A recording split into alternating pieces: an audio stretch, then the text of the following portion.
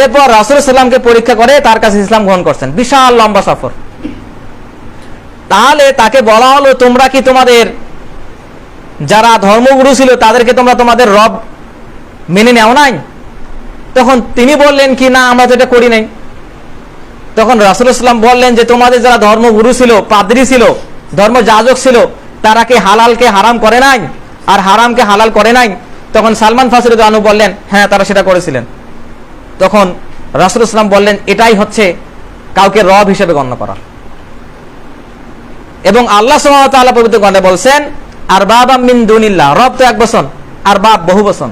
এদেরকে আল্লাহ সুবহানাহু ওয়া তাআলা রব হিসেবে পবিত্র কোরআনে গণ্য করছেন, যারা হালালকে হারাম করে এবং হালালকে হারাম করে দেয় এবং হারামকে হালাল করে দেয়, তাদেরকে রব হিসেবে গণ্য করছেন। তাহলে তারা আল্লাহ ব্যতীত অন্য কাউকে রব হিসেবে গ্রহণ করছে কিনা? করছে। কেন? তারা হালালকে হারাম করছে আর হারামকে হালাল করে দিচ্ছে। আচ্ছা, ফিরআউনের কাছে যখন মূসা আলাইহিস সালামকে পাঠানোর কথা বলা হচ্ছিল, তখন আল্লাহ সুবহানাহু ওয়া তাআলা ফিরআউনের সম্পর্কে কি বললেন?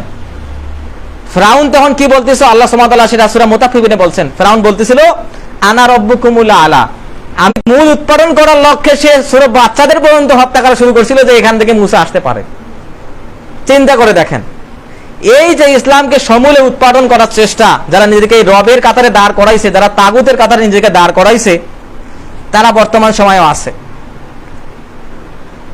একটু রূপক অর্থে বোঝার চেষ্টা করে থাকি, যদি যারা হালালকে হারাম করে এবং হারামকে হালাল করে তারা রব হয়ে থাকে। কাবা ঘরে মূর্তি ছিল কয়টা? 360টা। বাংলাদেশের মূর্তি কয়টা? বোঝেন নাই মনে হয়।